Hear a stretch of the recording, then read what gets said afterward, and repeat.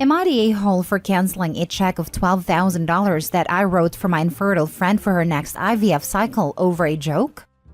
Original post. I, female 35, am infertile. My ex-husband and I tried everything to have kids, but it just never happened. He divorced me, went and married someone younger who was able to give him a kid, and from what I gather, they're expecting a second child together. It hurts seeing someone else have what I couldn't. I get frustrated with myself sometimes, and with family blaming me for basically everything. I turn to my friends for support, especially Ellie. She's in the same infertility boat as me, but she and her husband are currently trying IVF hoping it would work. Ellie asked me for help to pay for upcoming IVF cycle, and I agreed to write her a check of $1,200,000. I really wanted to help her, and the money came with no strings attached. I wrote the check and gave it to her last week. She was very appreciative of it. The very next day, I got a sudden message from a mutual friend, Carol, with a screenshot of the conversation she had with Ellie. Turns out she and Ellie were talking about the next IVF cycle. And Ellie said she hoped the cycle would work because she didn't want to end up being divorced and having her husband go marry someone younger and have a baby with them and another one on the way. While she's alone and without a family at 35, she's 32. I was stunned and hurt. I knew she meant me here, but I did not confront her. I simply contacted my bank and canceled the check. In the evening, Ellie called to ask why I canceled the check and I told her. She went crazy, saying she didn't mean it that way, and that she thought that this was somewhat an inside joke between desperate infertile women. She came over with her husband the next day begging I write another check, but I refused. An argument ensued, and her husband thought I wasn't being supportive of her like when she supported me throughout my struggles. She left crying and we haven't talked since then. Her husband keeps reminding me, while repeatedly calling Carol a toxic snake, of the date of the next cycle, saying they can't have it after I took the money that was supposed to pay for it back. Some friends think I'm being oversensitive. Carol is on my side telling me to tell them to go to hell, but I feel so bad about it. What I've done might just damage our 15 years of friendship. Maybe I shouldn't have canceled it, but I just felt so offended by what she said about me, and how she basically mocked my unfortunate circumstances. So Reddit, am I the a-hole? Now for the top comments before reading the little update. Not the a-hole. It was a cruel thing to do of her, especially after you were being so gracious towards them. By the way, just a reminder, your worth is not connected to your ability to bear children. Oh, and to the people saying that worth kind is tied to children, especially as a woman, no it's not. Anyone telling you any different is just wrong. You decide what your contribution is to the world, what your legacy is. And from what I hear, Opie has the biggest, kindest giving heart while still having strong moral values. That makes her worth a lot in my book. Anyone who doesn't see that is just blind and oblivious. Yep. Also, 15 years of friendship, but only now she is showing her real face, and how she devalues Opie for not having a child and for her husband having left her. In the words of Maya Angelou, when people show you who they are, believe them. May God bless Carol. She saved Opie. Years do not mean anything when friends act like this friend and her husband, trying to guilt trip Opie. Holy smokes, not the a-hole. $12,000, no strings attached? Yeah, I would be kissing your butt. You would be my future kid's godparent. I would wake up grateful for your existence every freaking day. Bashing you to another friend behind your back? Hell freaking no. I would be out there calling your praises from the rooftops. Ellie doesn't deserve your friendship, let alone your money. Right? I'm glad Opie found in time to cancel the check. But I also know what a punch in the gut it is, to realize you've been used. It's just awful, if not worse than being successfully swindled. I'm glad Carol had the decency to tell Opie as well. Opie should treat herself to a nice vacation to get away from the BS. Now for the mini update. Hello again, and wow, thank you so much for all the support and compassion that you've shown me. I could feel it through my screen. I have decided I'm going to put some distance between me and Ellie. Things have been rough lately, and I think that distance is what I need right now, especially for my mental health. After reading some comments here, I now feel less heavy and more relieved. Doesn't change the fact that I'm still completely and utterly shocked by Allie's behavior. It's a shame having to come to the realization that even those who are supportive of you the most could cause much harm. Oh, and by the way, I sent Carol a link for this thread to see what her thoughts were, and she just laughed. Next story. Am I the a-hole for backing out of a friend's trip after it became a groomsman trip for a wedding I'm not in? I have had a group of 4 friends since elementary school. The 5 of us have stayed close friends through elementary, middle and high school, going to the same schools, and then through university. Separate universities, but we would visit often and stayed very close. We are all 26-year-old guys and have been friends for 19 years now. One of the guys in the group, Brandon, is getting married in January. Brandon asked the other 3 guys to be groomsmen in his wedding, alongside his 2 brothers and 2 of his friends from college. This left me the only homie in the group who wasn't a groomsman. I was upset when I first realized, but I talked to my parents about it, and they reminded me it's Brandon's wedding and not a group event. He can have who he likes up there. And just because I'm not a groomsman doesn't mean Brandon doesn't consider me a friend, and that he does already have 7 people up there beside him, which is a lot. My parents are the only one I ever told I was upset about it, and now I think I'm pretty well over it. They've had a few groom's party gatherings, like they went for drinks after they got fitted for suits, and went golfing together, and Brandon and his fiancée had a barbecue for their wedding party. That's always a weird reminder for me. Now, my friends and I usually go on a trip in December to watch a football game. We started a now tradition in our first year in university and have been going every year since. It's always just been the 5 of us friends, and we go for like 3 to 4 days. On Tuesday, my 3 friends came to me and wanted to know my opinion on inviting the other groomsmen on the trip as a surprise to Brandon. The 3 of them were clearly all for this idea and really wanted me to say yes.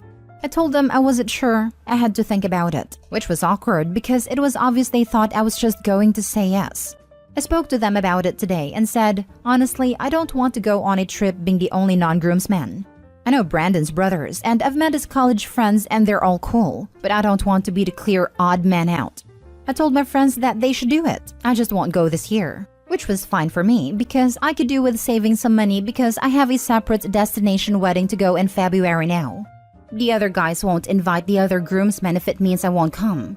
But it's clear they're also annoyed at them not being able to invite the groomsmen because of me.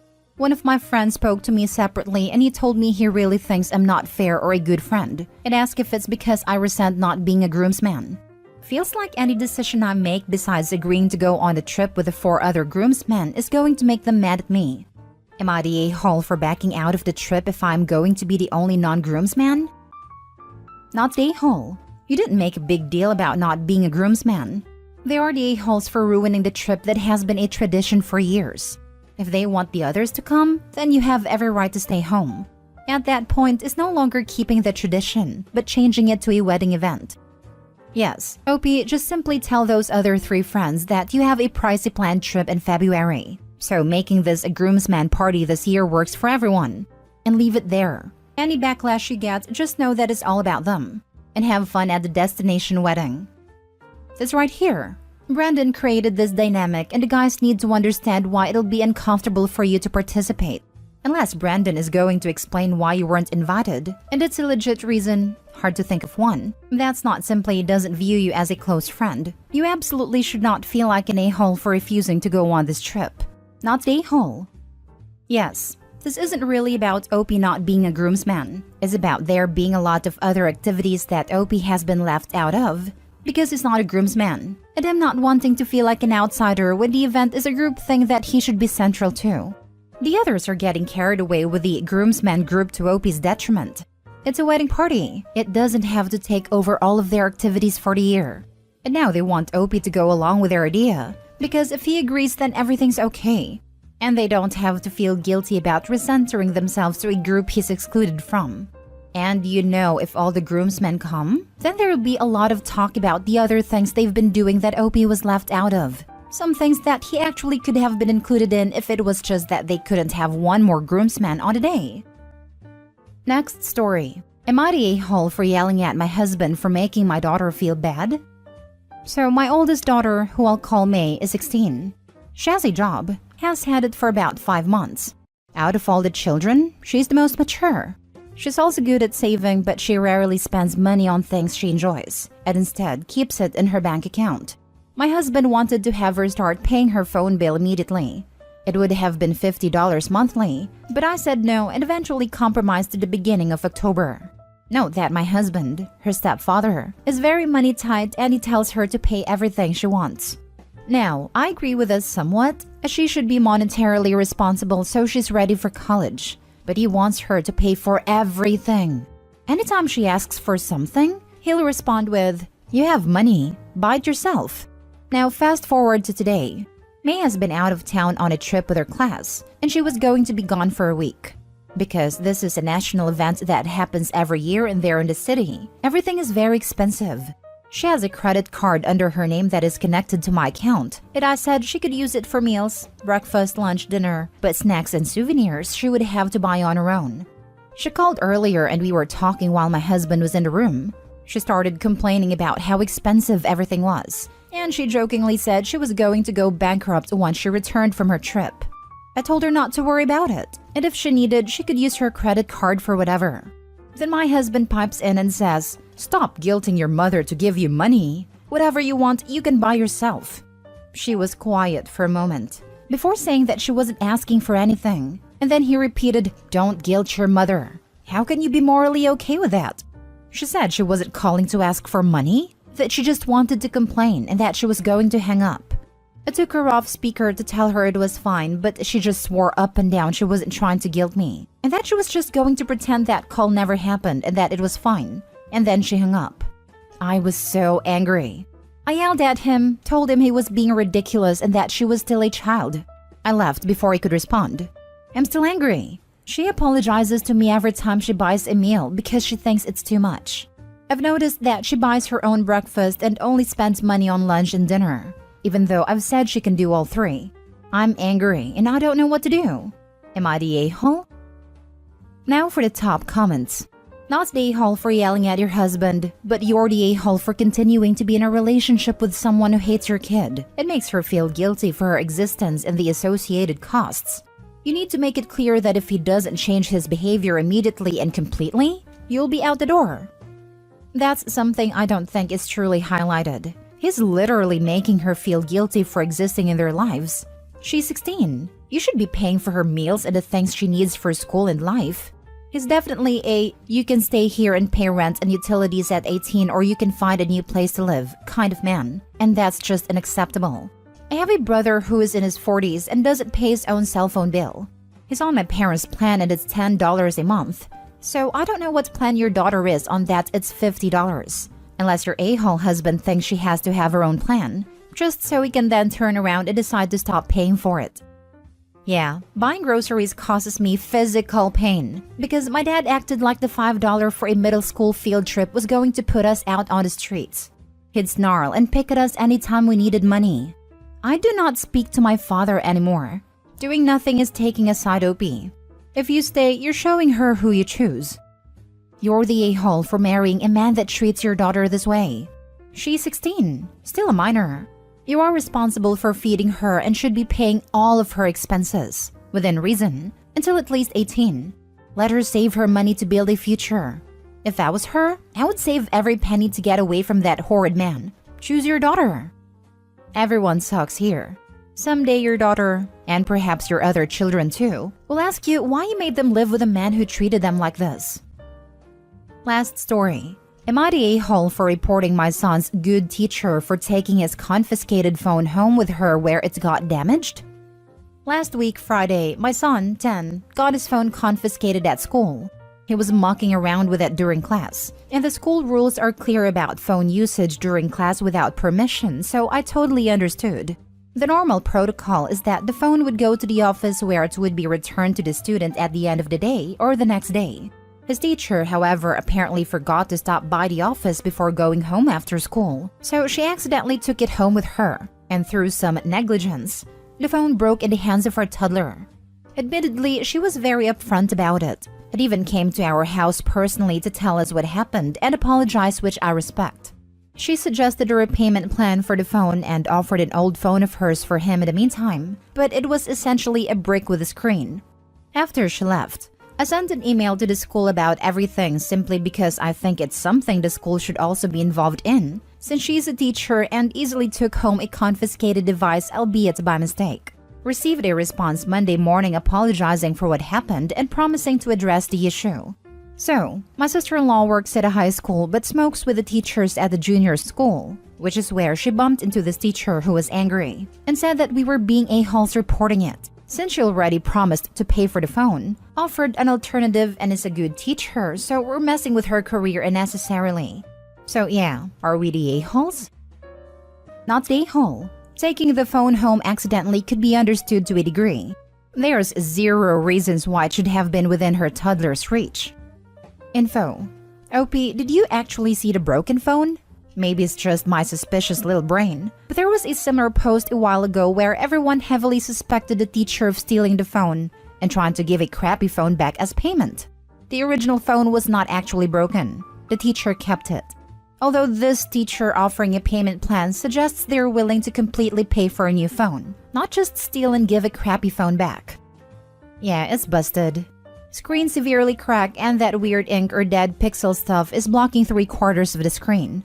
Looking at the damage now though, unless her toddler is the next Hulk, I'm starting to doubt that was the cause since it had a protector in case.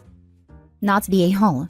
The teacher did not follow guidelines, albeit your son wasn't wrong. However, phones prices scale, and she had no reason to take it home with her. How her toddler then got a hold of it and broke it is a completely different issue. Teacher is upset she got in trouble for not following the rules, just like your son was upset his phone was taken for not following the rules. Update. Am I the a-hole for divorcing during my husband's mental health crisis? Original post. Me, 38 female and husband, 38 male, married since 2009 and we have a preteen daughter. Last 3 years have been really tough on us because of my husband's bad working conditions that started to affect his mental health. I noticed signs of burnout and depression and brought up these concerns regularly to him. He was very dismissive and refused to see his situation and refused therapy. He started becoming distant and often isolated himself and was regularly butting heads with our daughter. He eventually told me that he had met a woman at work. Their relationship was not, according to him, physical, but he was in love with her and felt that she was his soulmate and best friend. He said he was very sorry and that he could not decide which woman he would ultimately be happiest with. He spoke out about this at home whilst I was having the toughest time of my life, and I cried alone over my dreams and plans, everything we had together. He also told me that in order to clear his head, he would need to leave the house and spend some time on his own. That coworker had offered him her spare room, and he was going to take it. I asked for his help organizing the rest of the school year as I was commuting, and I promised him that as soon as the school year was over, I would look for an apartment closer to my work, and me and our daughter will move out, and he can have the house to himself for his healing. I found an apartment almost immediately, and we moved. He visited us one weekend a month and brought his chaos with him every time. The new home had become a safe haven that we cherished, and he took it over as soon as he appeared, and it felt like I wasn't breathing until he finally left. After 6 months of living like this, I decided I had given things enough time to mend, and they had not. I was still hurt and bitter, and he was still cagey about what was going on and what his ultimate decision really was. So I told him I was done living like this and that I wanted a divorce. He absolutely lost his mind and left, and drove back to our old house in the middle of the night just to get away from me. A week later, he told me the coworker is pregnant, and he was angry that I didn't want to even try to fix our marriage. Since then, he has gotten increasingly more hostile and accusatory in his communication with me. He blames me for breaking up the marriage and abandoning him during his crisis. He says he was not himself and has no idea why he did the things he did, but that I was the one who left. He claims I was no help when he needed me and that I had clearly mentally abandoned our relationship long before, more than 3 years prior. He tells me I'm cold and calculating and clearly not the person he thought I was. I understand that he is not well and he finally did go to therapy. I explained a lot of his actions with that in mind at first. So am I the a-hole he claims I have become, taking his daughter away and leaving? Now for the top comments before reading the update. Are you kidding me? The only mistake you made was letting him stay at your apartment every weekend, not the a-hole. What a prick he is. Yes, the husband is making excuses for his bad behavior. He wanted his cake and eat it too. OP, you and your daughter deserve better. You need to model for your daughter how to set boundaries in relationships. There's a big difference between I'm having a hard time and need space before we can work on us together, and I'm having an affair which ended up in a pregnancy. But you're a jerk for not sticking around and helping me raise the product of my betrayal and play housewife so I can continue to screw around with your head? He wasn't thinking about you or your daughter while he was sleeping with other women, and you shouldn't give him the courtesy of occupying another moment of your time or brain's bandwidth. Focus on you and your daughter, and let the grown man deal with the consequences of his own behavior. He made his proverbial bed. You attempted to help him multiple times, and multiple times he shut you out. Instead of seeking help or getting a new job, your soon-to-be ex decided the correct path was an emotional affair that led to a physical affair. There is absolutely no reason to feel guilty about divorcing this guy. Not the a-hole. Stop indulging him. Coordinate his visitation with your daughter through an app. Do not discuss anything else. Keep all communication written. Stop second-guessing yourself. You have nothing to feel guilty about. Thank you for your answer. I've actually noticed that keeping all our communication in writing has helped me deal with all of this better. I feel like my thoughts stay more structured, and I can choose to respond or not respond depending if I feel too insulted or triggered in the moment. Helps me keep civil. I personally feel like I really tried my best to help him, and I was truly devoted and very much still in love. But he sees it very differently, and it's hard for me to reconcile between those two completely different stories. That guy moved in with his affair partner, impregnated her, and now complains that you are breaking up your marriage? He is delusional. Please remind him his actions started this whole ball rolling. And if he claims his mental health made him, just quote Pete Davidson to him. Being mentally ill is not an excuse to act like a jackass. It may be a reason, but it's not an excuse. He is still responsible for his own actions, especially since he refused all help in dealing with his issues. Lol, so you are supposed to put up with him fooling around on you because it's good for his mental health? Is he actually a cartoon villain? Because that crap is unhinged. Now for the update. I wanted to write an update since my post seemed to raise some questions. And also to thank you for your engagement on the post. It has meant a lot to me. You have given me good advice, some really good things to think about, and some tough love and criticism I surely needed. Thank you so much. The divorce is in process, and I have not seen him in person for some 4 months at this point. He mostly keeps radio silence, until it seems he has to unload some hurt on me. I've kept my contact to him to a minimum, only ever messaging him in things regarding our daughter, or requesting him to react to official paperwork, or to his electricity bills that I've transferred to him. Due to the circumstances in which we started this separation originally, I paid most of his living expenses, mainly since I have a steady job and get paid double his salary. He is still very much incapacitated by his mental health issues, and I wanted to alleviate some of the practical matters for him. Not that we are pulling everything apart, he has been, maybe purposefully, making this into a very slow and frustrating process.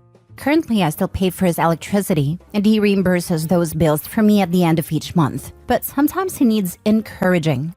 Usually this leads to him messaging me all day, usually complains on how I'm now raising our daughter, now that I have made him obsolete, his words. Telling me to get a new dad to help me with a job as soon as possible.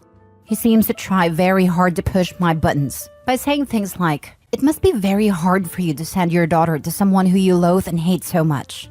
And if I make the mistake of losing my temper, even for one curse word, he will turn immediately and tells me to calm down, stop spitting acid, and maybe we should continue our discussion when I'm not so wound up. I have mainly chosen to not engage in these conversations if when they start going off the rails. I have all of his outbursts in writing. I'm also currently under the impression that a coworker is not interested in a relationship with him anymore. And all of those who ask, yes, the baby is his by his own admission. He still has not told our daughter about any of it, and I have chosen to give him an ultimatum on the matter. I will bring it up one more time when we have our official meeting with our child welfare officer next month, which is the official route where we live. And if he still refuses, I will take it upon myself to tell our daughter the truth. So many of you have encouraged me to do this for her sake and for the sake of our relationship, and I thank you for sharing your experiences with me. I have also contacted her school therapist and the curator and informed them of the issues she's facing now and the ones still to come. I'm hoping they will offer her some scheduled help, since I know she is shy in telling me everything. She's the most important thing in my life, and as sorry as I am for having her to go through this essentially because of my choices, I refuse to take all the blame now. and I'm ready to shift it where it belongs. Personally, I'm a much happier person these days. I feel bursts of gratefulness and true happiness these days, just by watching her eat her dinner and talk to me about her day at the dinner table in our clean and peaceful home. Even my houseplants are thriving, as silly as it sounds.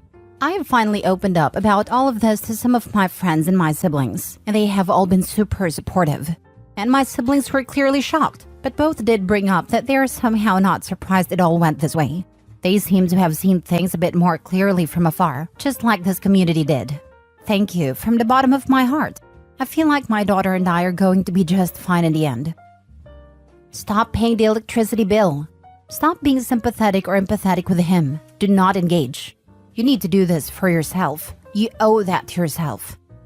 My friends have also told me to just drop the electricity contract for my plan and have him figure it out. Logically, I know it takes one call for him to make a new contract.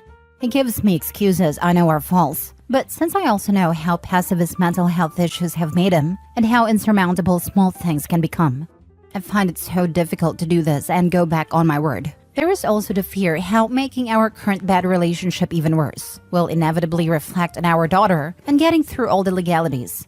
I can't wait until it's all done and dusted. You haven't set boundaries before, nor are you setting them now. You are being unfair to yourself. He will drag you down to his own personal hell. Some self-preservation is required here. If you can't get it for yourself, then do it for your daughter. If marital vows meant nothing to him, you can go back on your words. Doesn't appear that he is going therapy. You need to distance yourself from this dumpster fire so that you don't get burned. I am glad that you're doing much better and you're focusing on you and your child. I agree with the others to stop paying for the electricity bill. I know you understand his mental state, but he's no longer your problem, and he definitely wasn't considerate of you at all. Crazy the coworker he messed up his marriage for doesn't even want him, and now he's got 2 babies he's got to take care of. So let him take care of stuff he needs to take care of. He will continue being enabled by you and won't be able to handle any condition because he doesn't have to. Keep focusing on you and your baby. You're doing great, and I'm happy to hear you're doing better. I know all of you saying this are absolutely right.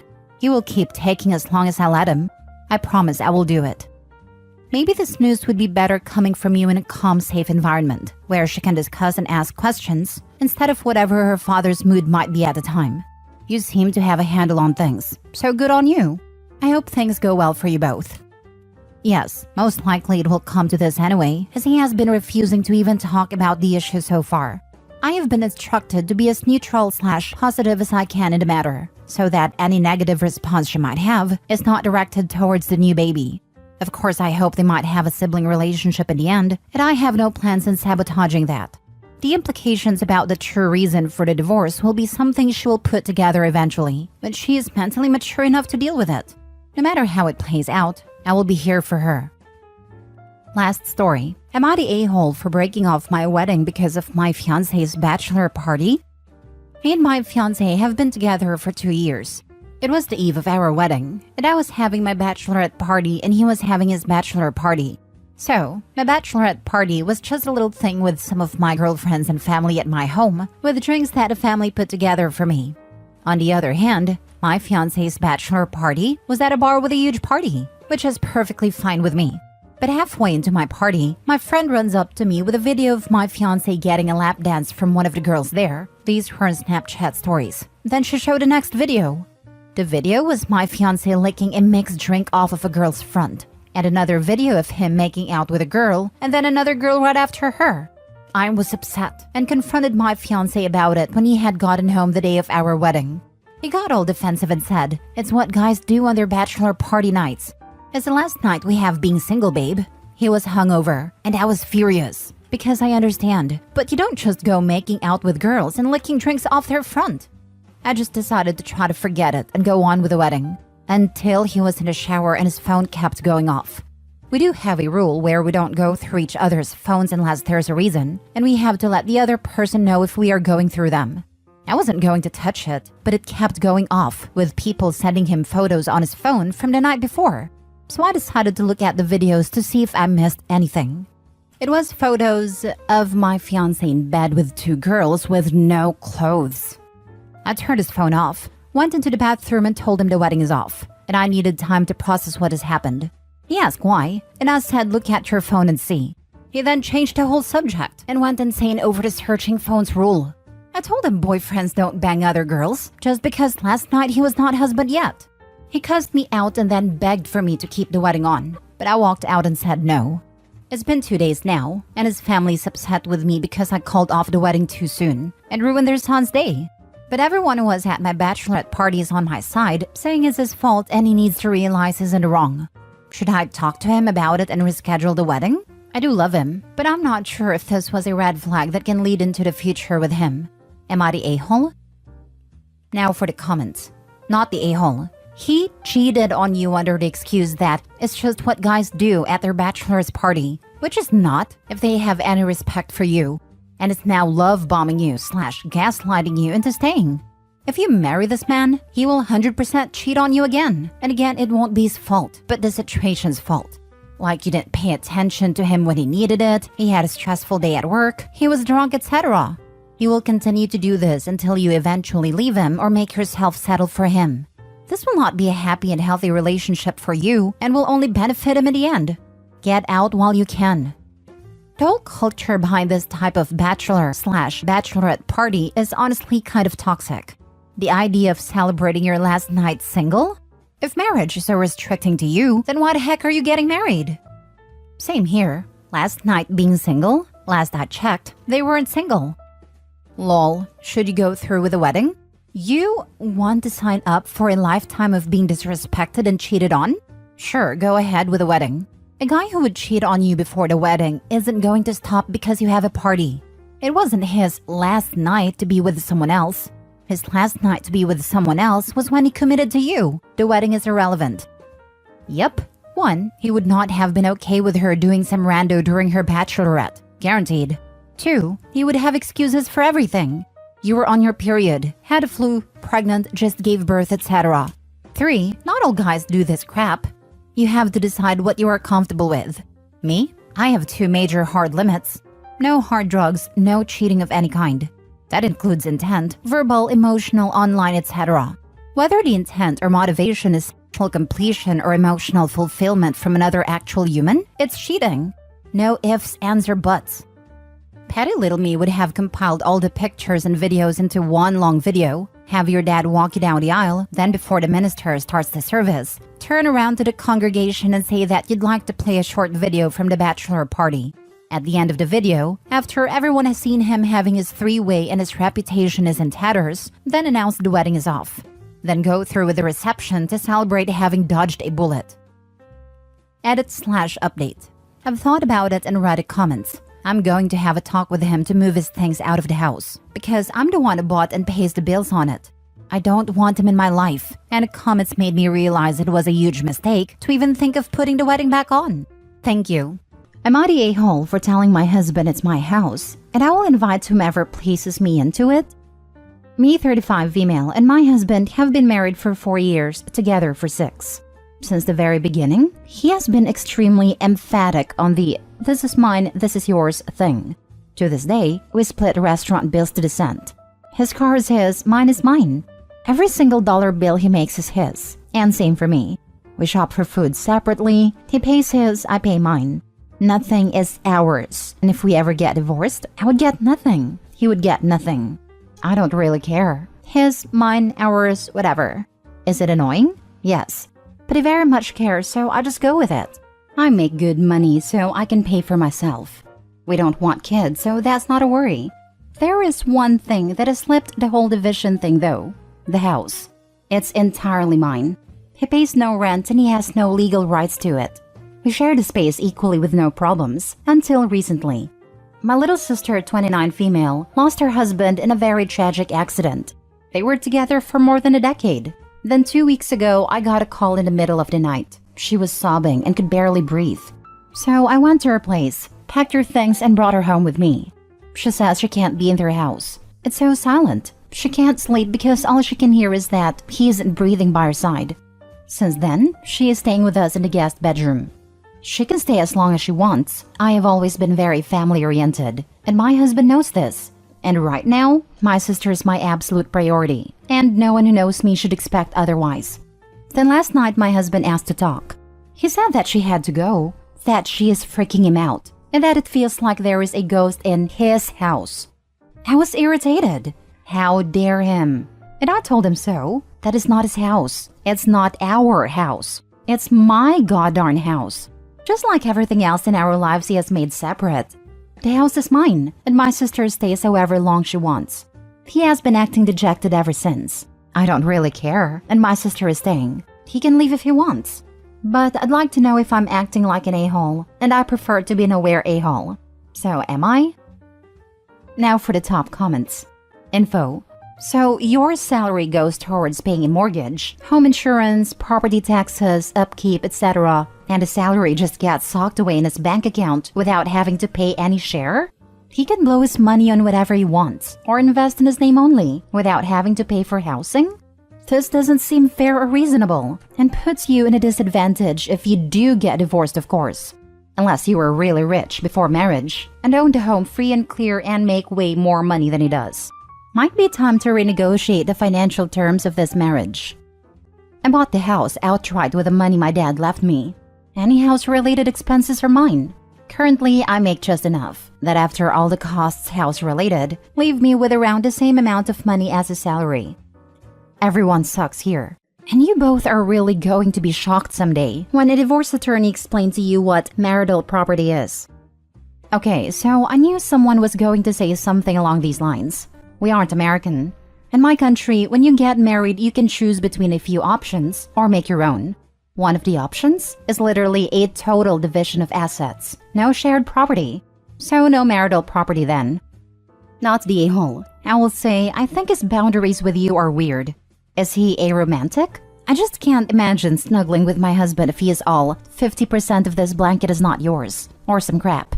I'm sorry for your sister's loss. You're a good sis. You touched 10% of my blankie, so I'm docking you 10% affection. Clown stuff. Next story. Am I the a-hole for yelling at my sister-in-law to never come back to our house again? So I'm 27 female, live with my husband at his parents' place. He has 3 sisters who live in different cities. We've never looked into moving out, and never wanted to either, as one of his sisters pays for 2 house helps. That makes things very easy for me because my husband and I work 9 to 5. Also, getting a house nowadays isn't easy.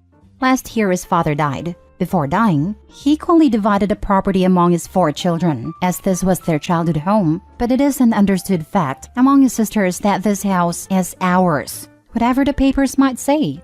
His youngest sister has a 5-year-old autistic kid. After her father's death, she practically moved into our home because my mother-in-law got severe depression. The house got pretty lonely for her, especially since my husband and I were out all the time. She'd even stay for dinner as though it was her who was paying for it. She occasionally brought her kids with her, and even though her daughters are incredibly sweet and even help around the house, her son makes me grateful I have no kids. I'd lock my room before going, but the rest of the house was never safe from this crotch goblin. My mother-in-law would never do anything and let him run wild. She'd say that her and her husband's pension was running half the house, and she didn't mind anything he did. I lock my portion, but I still live here, and it's annoying. He's getting therapy and the medical attention he needs, to no effect. He makes loud noises, and does all the things he knows annoy me. Why not ask her girls to look after him? The eldest is 15. Recently, my mother-in-law died.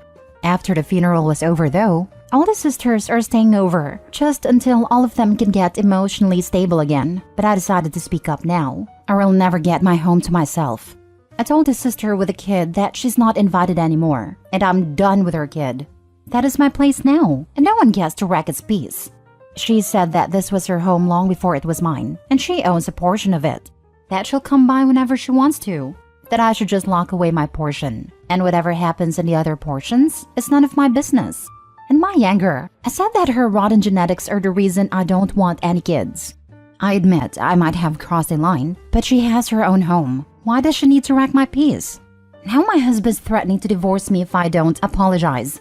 The other sisters have withdrawn their allowances and house helps, which I think is what bothers my husband a lot, because he thinks we won't be able to afford anything now. I told him that just goes to show that his sisters never loved him and only gave us money as charity. I think I should apologize because I don't want to ruin the family, but I also think if I stand my ground, it would keep the sister away. Am I the a-hole? You are 100% the a-hole in every instance of this story. Nothing belongs to you, so why do you feel so entitled to things you haven't earned yourself? Consider some professional therapy. Also, the sisters collectively own 75% of the house, while you and your husband would only maintain 25% based on the documents OP mentioned. Exactly. I really hope the sisters band together and force a sale of the house and either buy her husband out or sell it so OP gets her entitled rotten butt tossed out. Did I read that correctly? You and your husband live in his childhood home. The home was willed to your husband and his 3 sisters. You and your husband do not pay for the house. The sisters do. Yet you feel like the house belongs to you and the sisters are not allowed in it? If I'm understanding that correctly, then you are without a doubt the a-hole. If you pay nothing towards the house, then you can't tell the people who do and own the home legally what they can and cannot do. If you want to control who enters your home, you will need to move out and pay for your own home. You're the a-hole. OP is leaving out so many key details. If both her and her husband work full-time jobs and they have this house left to them, what on earth do they need financial assistance for? Their only bills should be utilities, which apparently is being covered by the sisters, and mortgage, which is also being covered by the sisters. That leaves them with just their own personal items like phone, car, insurance, groceries, etc. Why would a dual full-time income need that much financial assistance for their basic bills? The sister in question pays for nothing. The other sisters do, even though my mother-in-law has left almost all her money for that kid's treatment. She only legally owns her portion of the place, but everyone calls it my husband's house as we permanently live in it. You keep saying permanently, yet something tells me you'll be out before long. You don't own anything, and I strongly recommend you figure that part out and act accordingly. You're the a-hole. If you want your own space so much, go buy or rent your own home. You have absolutely no right to kick someone out of a space they own and you do not own. If I were your husband, I'd divorce your entitled butt without even waiting to see if you apologize. If the man has a single ounce of intelligence, this is exactly what he'll do. Next story. Am I the a-hole for making my niece leave when I learned she was pregnant? I'll start off by saying that I, female 35, am not very close to my sister 45 female and my brother-in-law 48 male. We are just very different people who chose very different lives, and because of the age difference, we weren't close growing up. We live about 4 hours apart, and maybe see each other in person once every 2 to 3 years, and talk a handful of times a year. So, I was very surprised when my niece 16 female called me out of the blue to tell me that she was in the town I live closest to, and wanted to know if she could stay a while. I figured she was having some teenager moments with her family and drove into town to grab her. When we got home, I called and then texted my sister and told her that niece was with me. I just got a K response, which furthered my suspicion that they had a fight. She had been here for about 3 weeks and things were going okay. I'm not used to having kids around, but she was a teenager and didn't need supervision. She seemed to be pretty quiet and withdrawn. But I don't know this girl, so it's not like I have any idea what she's like normally. Well, a few days ago, we were having dinner and she told me that she was pregnant. Her parents had kicked her out. She wanted to keep the baby, and her parents disagreed with her, to put it mildly. I told her that under no circumstances would I live in the same house as a newborn. And even if I wanted to, we lived too far out of town and she didn't drive. So logistically, it would have been a nightmare. We argued, but I told her she was going back to my sister's. I called my sister and we argued quite heatedly, but I told her I was putting her back on the bus the next day, and she better pick her up, or I was going to call CPS. My niece has been back with my sister for a couple of days now, and the entire family is angry with me of all people. My niece is especially mad, and has texted me a few times to tell me how much she hates it at her family's house, and that I'm cruel. Now for the comments. Everyone sucks here. Honestly, the poor girl. She desperately seeks out help and everybody just craps on her. She shouldn't have gotten pregnant. Her parents shouldn't have kicked her out. And you could have probably helped her seek out emergency housing. Have no idea where the family of the baby's father is in all this. And it seems like no one else does either. I have no idea about the baby's father or any of the circumstances. I barely know my niece, as I stay pretty far away from my family. I'm guessing you have plenty of reasons for avoiding that side of your family. The more I find out, The more I'm wondering what kind of upbringing that poor niece of yours had. You maybe should make that CPS phone call after all. That might be a good idea. I don't think my sister would be abusive, but I think she is probably pretty strict with her kids. Everyone sucks here. You could have helped her walk through her options at the very least. She's a teenage girl, and pregnancy blows. She's likely feeling terrified and confused. I don't think everybody should be mad at you per se, but I do think you could have given a teenage girl the benefit of the doubt. I did try to walk through her options, but that was what led to an argument. She said the only option she wanted was to stay here and have the baby, but I told her that wasn't an option. After reading some of your replies, not the a-hole. If her game plan was live with you and have the baby, that's not your responsibility. But you let her live with you for 3 weeks without questioning what the heck was going on?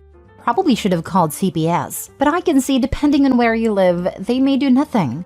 Her life, her body, her choice. But she's gotta sleep in the bed she makes and not pass the responsibility off on her parents or you. That said, this is entirely between her parents and her. Anyone scolding you, just tell them she is not your daughter.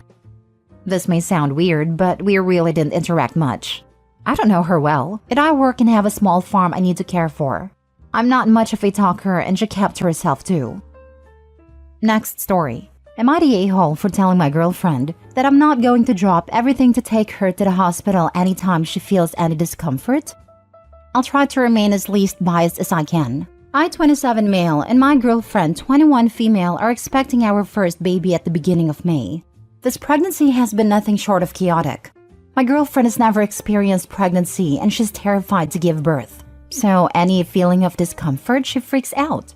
I understand that pregnancy is hard and scary and my girlfriend doesn't have her family around to help her. So she's probably experiencing a lot of anxiety. I'm not trying to downplay that, I'm just frustrated. Because I feel like she's taking advantage of the fact that she can get me to do things for her just because she's pregnant. We got into a fight a few days ago. She insisted that she didn't feel good, and she thought something was wrong with the baby. She wanted to go to the hospital to make sure everything was okay. We've been to the hospital for this kind of emergency almost 4 times since the beginning of her pregnancy. I had to go to work because we are severely understaffed. So I told her that if she still didn't feel good tonight, we could go make sure everything was okay. She got upset with me, and she told me that I never take her pain serious. I told her that I can't drop everything anytime she feels any discomfort. Pregnancy is uncomfortable. We argued some more, then I left for work. When I got home, I asked if she was feeling better, but she wouldn't tell me. She has stopped talking to me about her pregnancy now, and I feel like she's being manipulative. She's withholding information about my child because I didn't drop everything to take her to the hospital again.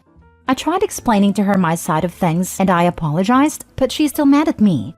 My girlfriend is treating me like I'm the a-hole, but I feel like she isn't seeing how frustrated and tired I am from dropping everything for her. Am I the a-hole? Need more info. The times she went to the hospital, was anything ever wrong? Because if not, I would say not the a-hole.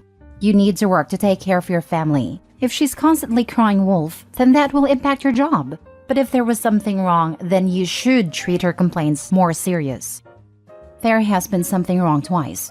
One time she fainted due to dehydration. The other time she was having contractions and the baby wasn't moving. So we thought it could be a premature labor.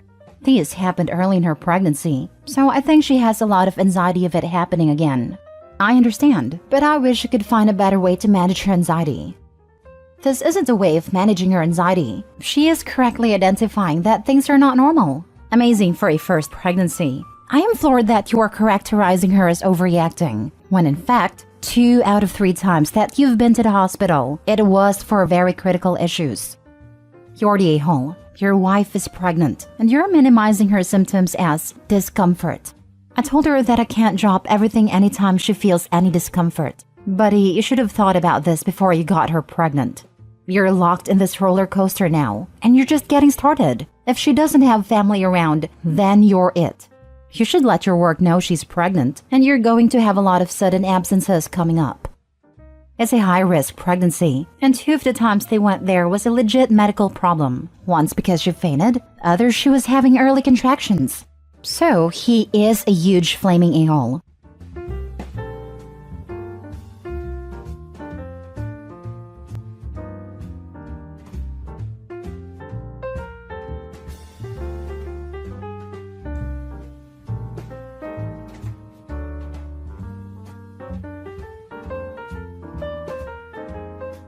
Update. Am I the a-hole for getting a job to get out of taking care of my husband's autistic niece?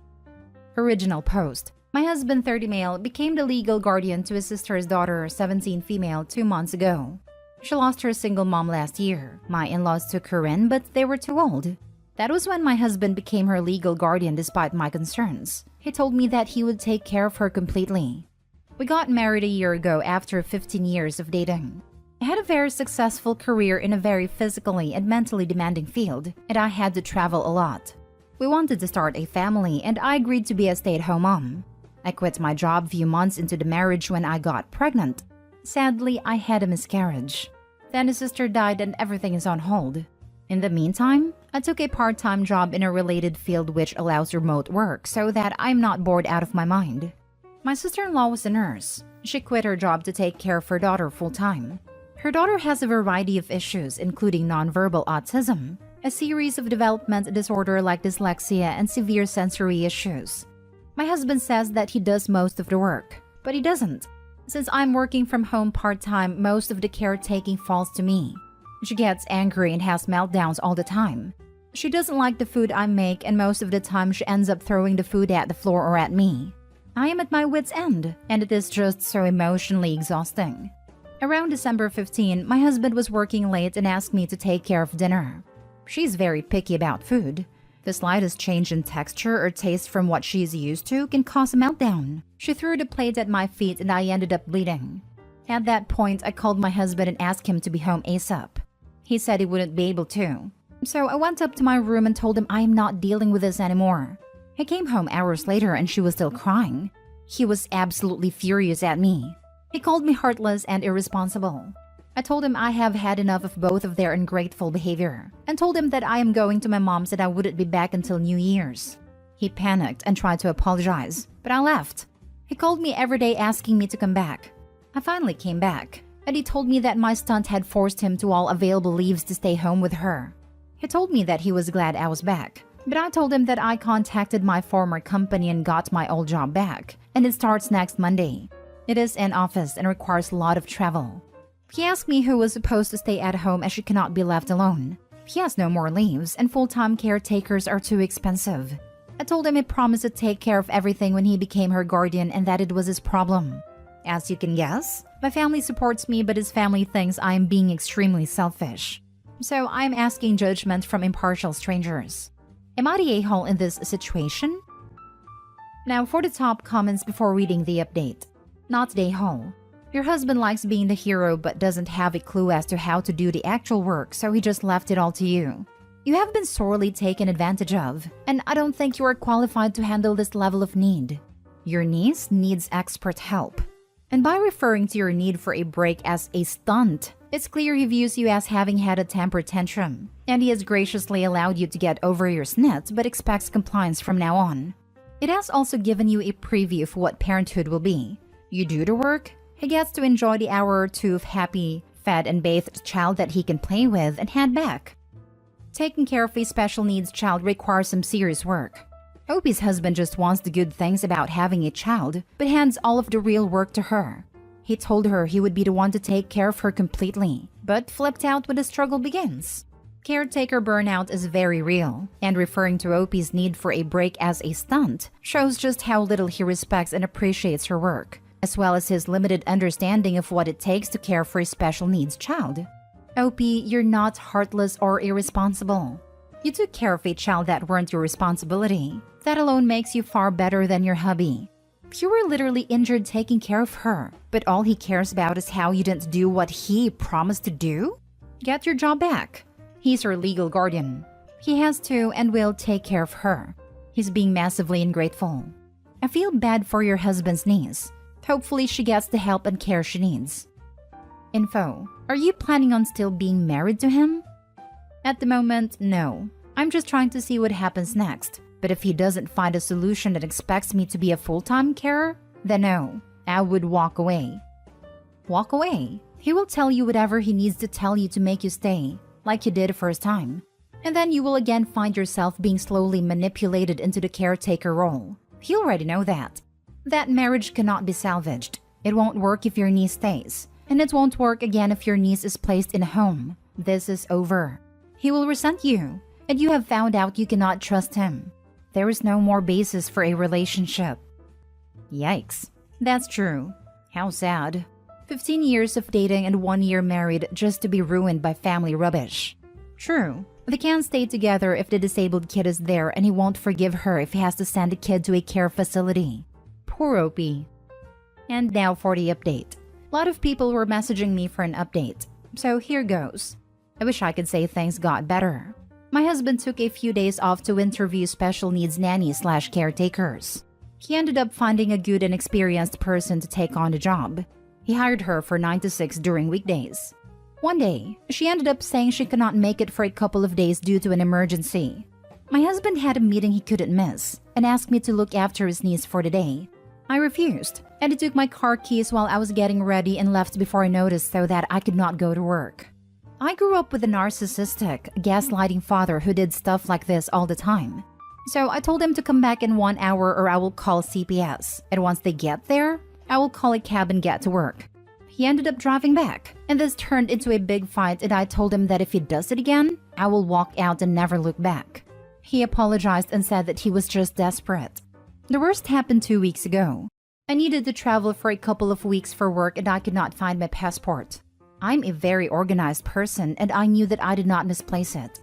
I ended up calling the non-emergency helpline. They ransacked the house and found the passports hidden in his gym bag. It is a crime to steal passports, and they asked me if I wanted to press charges. I said no. Another fight. He told me that he needed me at home that weekend due to a social welfare visit, and he knew that I would not stay even if he had asked me. I finally kicked them both out of my house, and I told him I would call the police if he came near me again. My house is a premarital asset, thank God for that. Then told him that I would be filing for divorce. The welfare visit turned into a mess, as neither of them were living there when the worker showed up, and the social worker also knew about the recent call to the non-emergency helpline. So all in all, she was not impressed with our BS. He came by 2 days ago and told me that he ended up moving in with his parents. They own and live in a small 2-bedroom apartment. That doesn't qualify according to welfare norms. So he ended up asking me for another chance. He asked if I would consider letting him and me stay until they figure it out, or she would have to go to state's care. He told me that there is no way he can afford rent and a carer, and begged me. I told him that I could never forgive what he did. He knew my past with my father, and he still went ahead and did it. He suggested they could move in and we can work on this at a couples counseling. I told him that I could never trust him again, and that it was over. He asked me if he could get his parents to take in Denise, or even relinquished her care to the state, so I would give him another chance. I think months of worth of anger burst that day. I told him that even though it may appear as if the problem between us is niece, it was actually him. He didn't ask me before taking her in. He did nothing to help. He waved my concerns away whenever I felt burnt out. He took on a responsibility without consulting me and dumped everything on me. He chose to take my keys. He chose to hide my passport. I told him things may have been different. Him, niece, and I may have adapted and become a family if he hadn't made a wrong choice at my expense, at every turn. I told him to get out of my house, that it was over and I never want to see any of them ever again. I still don't know if what I'm doing is right or wrong. I know people wanted some sort of happy ending, but it is what it is. I still have not started the divorce proceedings yet, but I will soon. For now, I am taking a break as it had been a very emotional and draining couple of weeks. It's easy to be the selfless hero caring for the poor orphan child when you don't have to actually do a single damn thing. I also noticed that not a single one of his relatives who are criticizing her for being selfish apparently offered to lift a finger until she finally kicked him out. Honestly, it's probably their self-preservation instinct kicking in. If they can guilt someone else into taking care of Denise, they don't have to. Most people cannot take care of a person like this in the US, whether they want to or not. It basically precludes working, and you kind of have to work. I actually consider this a very happy ending for Opie. Divorce is not easy, but she absolutely made a right decision. I read the original post and I'm glad to see the update. That husband is a piece of work. It's not happy at all for Denise, but that's not Opie's fault. I hope Denise receives the support she deserves. To be honest, I'm glad it blew up in his face. Totally deserved. Hope he enjoys the fruits of his non-labor and poor, harmful decision-making. She reverse Uno the heck out of him, and I'm here for it. One of the major lessons from this mess is make a plan for your death. Opie's sister-in-law should have had a plan in place. I know it's a terrible thing to think about it, but look what happens when you don't. I have 2 disabled kids, and we have a life plan for them that includes custody and financials. There are pro bono lawyers who will work with families. Next story. Am I the a-hole for telling my son's father never mind and that he isn't meeting his kid? My son is 12 and his father has never met him. We had gone to court when my son was like 1, and he at that point said he wasn't ready to be a father and ultimately wanted nothing to do with our child. I was awarded visitation at my own discretion and child support. Well, last year he had reached out completely random on Facebook and said he was ready to meet our kid and said that he turned his life around and regrets every single day of not being here. At this point, he spoke to our son, but in the end, my son decided he wasn't ready to meet him yet. Not a big deal, really. I mean, his father was angry and tried blaming me at first, but later dropped it and we hadn't heard from him since. Well, he just reached out again about a week and a half ago, and at this point, my son was ready to meet him. We made a plan and everything was great. He was being super attentive and checking in every single day. He appeared to be really involved, and everything was truly great. However, he calls me last night, and I don't know if he was drinking or what was up with his sudden attitude, but he was being nasty and telling me, "I will take the boy from you if you do anything that I don't agree with." He was accusing me of spending the child support money on myself despite me giving him no reason to think this. I told him to stop speaking to me like that, and he said it a few more times before I finally snapped and said, "You know what? Never mind. I'm not bringing my son to meet you when you were telling me you were taking him from me. You're not meeting him," and hung up. I didn't realize my son heard the whole thing. He was standing on the other side of the door and I was unaware. He is obviously on my side, but definitely a bit bummed, and just keeps saying he can't believe his dad had the audacity to treat me like that, and kept saying, "Mom, I want you to know that I would always choose you even if he brought you to court," and it was incredibly sad. I reached out to a friend today because this is seriously mentally destroying me, because I know deep down my son still wants to meet him. And my friend basically told me that I was an a-hole and that I had no right to keep my kid from him. Even went on to say, "So what if it takes him? The cops would find him and charge him with kidnapping, and then your son would know what he's dealing with. But until then, stop depriving your son. Am I the a-hole?" Now for the top comments. What is wrong with your friend? This man is clearly unstable and just made a credible threat to kidnap your child.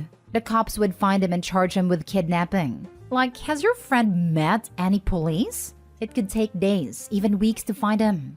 What if he was hiding? What if he left town?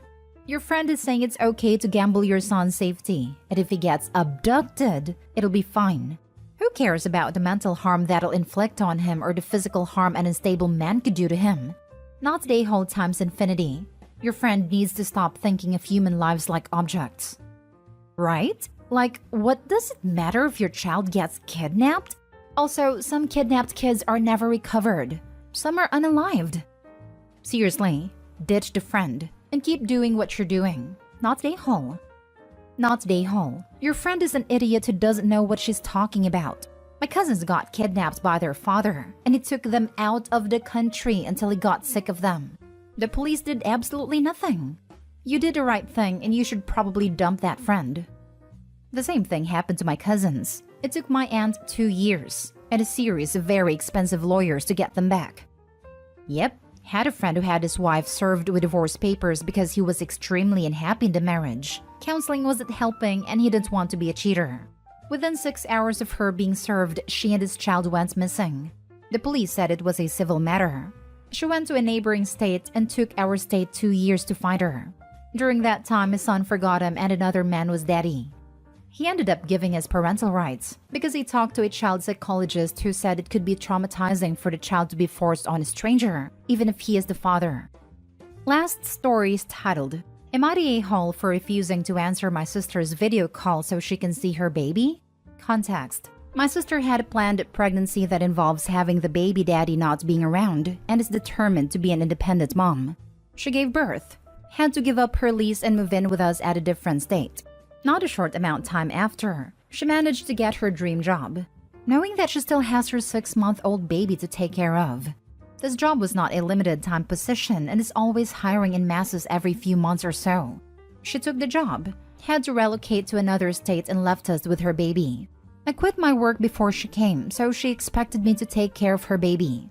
She calls every day to see her baby, and at first that's not an issue to me.